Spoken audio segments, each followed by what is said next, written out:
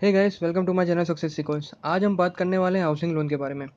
दोस्तों, इंडिया में सबसे बड़ा जो प्रॉब्लम है वो है लोगों का घर।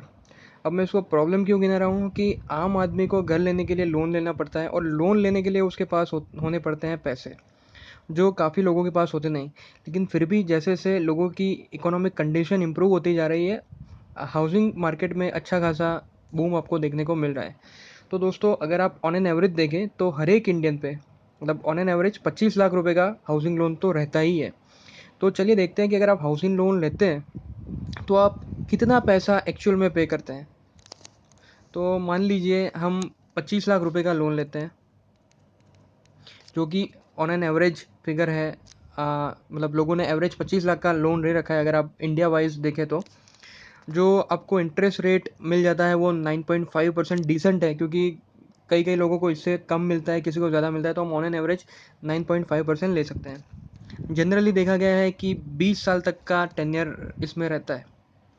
तो अगर हम इसमें गिने तो आप देख सकते हैं कि आपका मंथली पेमेंट आएगा 23,303 रुपये। मतलब कि आपका ईएमआई आएगा जो आपको हर महीने 20 साल तक आपको पे करना है। तो दोस्तों, अगर आप ये पेमेंट करते हैं तो आप टोटल पेमेंट करेंगे 55,92,787 रुपये। तो अगर आप देखें, इसमें आपका टोटल इंटरेस्ट जाएगा करीबन 31 लाख रुपए आपका इंटरेस्ट जाएगा, और एनुअली आप क्लोज टू 2,80,000 पे करेंगे। और अगर आप मॉर्गेज कांस्टेंट मतलब ओवरऑल आपको इफेक्टिव रेट देखें तो आपका आएगा 11.19%। तो अगर आप इसमें देखें तो ओवरऑल जो आप पेमेंट करोगे उसमें से 44.7% ही आपका प्रिंसिपल में जाएगा, और 31 लाख रुपया मतलब 55.3% आपका इंटरेस्ट पोर्शन में जाएगा। और सबसे बड़ी बात, अगर आप इसमें देखें तो स्टार्टिंग में जो आप पेमेंट करते हैं ना, वो सारा इंटरेस्ट इंटरेस्ट होता है। मतलब प्रिंसिपल में पेमेंट काफ़ी कम जाता है। तो अगर हम यहाँ पे देखें, आप देखेंगे आप जब लास्ट इंस्टॉलमेंट पे करेंगे तो आपका 23,120 रुपया प्रिंसिपल के प्री पेमेंट के लिए जाएगा। लेकिन अगर आप शुरुआत में देखें यहाँ पे, तो आप देख सकते हैं कि आपका फर्स्ट पेमेंट में से 3,511 रुपये ही आपके प्रिंसिपल के पेमेंट में जा रहे हैं। 19 प्रिंसिपल के पेमेंट में जा रहे हैं, और आपके करीबन 20,000 रुपये तो इंटरेस्ट पेमेंट में जा रहा है। तो दोस्तों, ये बड़ी चीज़ होती है। और उसमें क्या हो जाता है कि आप अच्छा खासा पेमेंट करते हैं, फिर भी आपको लगता है कि प्रिंसिपल तो काफ़ी कम घटा है। तो उसका रीज़न ये है कि हाउसिंग लोन में शुरुआत में इंटरेस्ट पोर्शन में काफ़ी अच्छा खासा पोर्शन जाता है, और प्रिंसिपल में बहुत ही कम जाता है, जैसे यहाँ पे आपको दिख ही रहा है। तो दोस्तों, इसमें हम क्या कर सकते हैं, तो ये जो इतना बड़ा और काफ़ी सिग्निफिकेंट इंटरेस्ट कॉस्ट है, इसको हम मीट कर पाएँ। तो दोस्तों, हम ऐसे प्रोबेबिलिटी क्रिएट कर सकते हैं, मतलब एक चांस ले सकते हैं कि अगर चीज़ें सही रही तो आपको इतना रिटर्न मिल जाएगा कि आपका इंटरेस्ट का जो भी आपका कॉस्ट है वो 20 साल में जो आपको 31 लाख रुपए पे करने हैं वो आप निकाल लेंगे। तो दोस्तों, ये कैसे हो पाता है, तो चलिए मैं आपको बताता हूँ गिन के। मान लीजिए आपको 31 लाख रुपए 20 साल के बाद चाहिए। तो 20 साल मतलब 240 महीने हो गए। दोस्तों, अगर आप आ, कोई भी टैक्स सेवर फंड देखेंगे, तो अगर आप लॉन्ग टर्म के लिए इन्वेस्ट कर रहे हैं तो आप 15% रिटर्न तो अज्यूम कर सकते हैं। ये एनुअल रेट है। मतलब अगर आप लॉन्ग टर्म मतलब 20 साल के लिए आप अज्यूम कर रहे हैं और आपका हर महीने एसआईपी जाएगा, तो आप 15% का रिटर्न तो सेफली अज्यूम कर सकते हैं। तो दोस्तों, अगर ये कर लें तो हमें कितना पैसा इन्वेस्ट करना पड़ेगा 31 लाख रुपया 20 साल के बाद पाने के लिए 15% रेट पे। तो दोस्तों, खाली 2,070 रुपये आपको एडिशनल इन्वेस्ट करना है।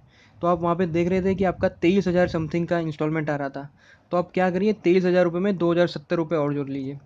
तो 2,070 रुपये का अगर आप एसआईपी करते हैं टैक्स सेविंग ईएलएसएस फंड में, जिसमें आपको टैक्स बेनिफिट अलग से मिल जाएगा। मतलब 2,000 रुपये आप करते हैं तो बार दूनी 24,000 रुपये आपको टैक्स बेनिफिट भी मिल जाएगा। आपका जो प्रिंसिपल पेमेंट हो रहा है हाउसिंग लोन का वो भी टैक्स में आपको डिडक्शन मिल जाएगा, और इंटरेस्ट तो आपको डिडक्शन में मिलता ही है। उसके ऊपर आपको 2,070 रुपये भी आप एटीसी में डिडक्शन ले सकते हैं। तो दोस्तों, अगर सब कुछ सही रहा, और मेरा यकीन मानिए जो 15% हम रेट ले रहे हैं वो क्वाइट अचीवेबल है अगर आप लॉन्ग टर्म के लिए इन्वेस्ट कर रहे हैं। तो दोस्तों, 240 महीने के लिए हम इन्वेस्ट कर रहे हैं, आपका हर महीने पैसा जाएगा। तो जिसको कॉस्ट जो कॉन्सेप्ट ऑफ एवरेजिंग है, मतलब हर हर दिन मार्केट सेम नहीं रहता, हर महीने मार्केट अलग अलग रहता है। तो आपकी एक पैसे की एवरेज होती जाएगी, जिसको रुपी एवरेजिंग कॉन्सेप्ट कहते हैं। तो आपका पैसा एवरेज के उसमें कॉन्सेप्ट में इन्वेस्ट होता जाएगा, तो आपकी जो ओवरऑल कॉस्ट होगी, अगर मार्केट ऊपर के तौर पे जा रहा है तो आपको अच्छा खासा प्रॉफिट हो सकता है दोस्तों। तो अगर 15% CAGR मतलब हर साल आपको ऐसा रिटर्न मिले जो आपको इफेक्टिवली 15% सालाना रिटर्न गिना जाए, तो आपको 2,070 रुपये इन्वेस्ट करके आप अपने हाउसिंग लोन के इंटरेस्ट का सारा पोर्शन आप कवर कर सकते हैं। तो दोस्तों ये चीज़ आप बिल्कुल फॉलो करिए।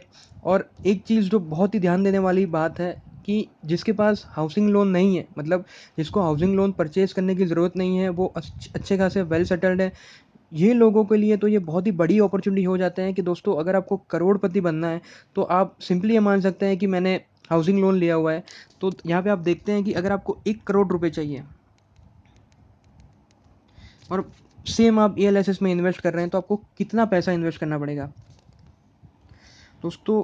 करीबन 7,000 रुपये अगर आप मंथली इन्वेस्टमेंट करते हैं 20 साल के लिए, 240 महीनों के लिए, तो आपको 1 करोड़ रुपया मिल सकता है 20 साल के अंदर। दोस्तों 1 करोड़ रुपए का आज का आप प्रेजेंट वैल्यू निकालेंगे 8% के हिसाब से, तो भी वो अच्छा खासा अमाउंट आएगा। चलिए देखते हैं कि कितना आता है। ये आपकी ये फ्यूचर वैल्यू है, इसका आपको निकालना है प्रेजेंट वैल्यू। अभी आपका रिस्क फ्री रेट 8% है, मतलब 8% के हिसाब से आपको अगर आपको पैसा मिल रहा है तो उसकी प्रेजेंट वैल्यू क्या आएगी? तो दोस्तों 20,29,713 रुपये के हिसाब से उसकी वैल्यू आ रही है। मतलब अगर आपको कोई 20 लाख रुपए दे दे, तो अगर आप उसको 8% रिटर्न पे इन्वेस्ट कर दें, तो आपको 1 करोड़ रुपए मिलेंगे 20 साल के बाद। तो दोस्तों ये बिल्कुल भी कम अमाउंट नहीं है, तो इसको आप इग्नोर नहीं कर सकते। अगर आपके पास हाउसिंग लोन है, तो हाउसिंग लोन के इंटरेस्ट को मीट करने के लिए आप ELSS में यूज़ कर सकते हैं, जिसमें आप ELSS को टैक्स में भी रिडक्शन ले सकते हैं इसका। और अगर आपके पास हाउसिंग लोन नहीं है, तो दोस्तों आप इसमें मान लीजिए कि आपका हाउसिंग लोन है और 7-8 हज़ार रुपये अगर आप अच्छा खासा सेव कर पा रहे हैं, तो इसमें आपको बिल्कुल इन्वेस्ट करना चाहिए और उसको भूल जाना चाहिए, लॉन्ग टर्म के लिए छोड़ देना चाहिए।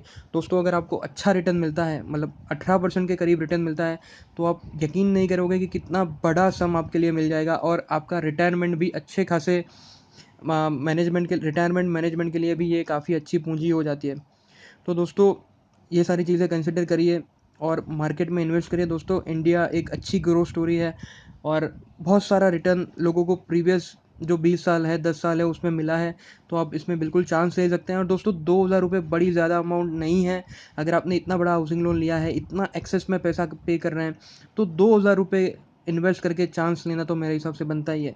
और अगर आपके पास हाउसिंग लोन बिल्कुल नहीं है, तो आप इसको 5,000 रुपये, 7,000 रुपये, जो भी आपको समझ में आता है उसके हिसाब से आप इन्वेस्ट कर सकते हैं, क्योंकि ये अच्छा वेल्थ क्रिएशन का एक टूल है जिसको आपको बिल्कुल यूज़ करना चाहिए। अगर आप थोड़े एग्रेसिव इन्वेस्टर है, तो आप ELSS में इन्वेस्ट ना करके एग्रेसिव बैलेंस फंड में इन्वेस्ट कर सकते हैं। एग्रेसिव बैलेंस फंड में क्या होता है कि करीबन 70% आपका जो भी पोर्शन होता है इन्वेस्टमेंट का, वो इक्विटी में जाता है और 30% डेट में जाता है, और वो भी रीबैलेंस होता रहता है।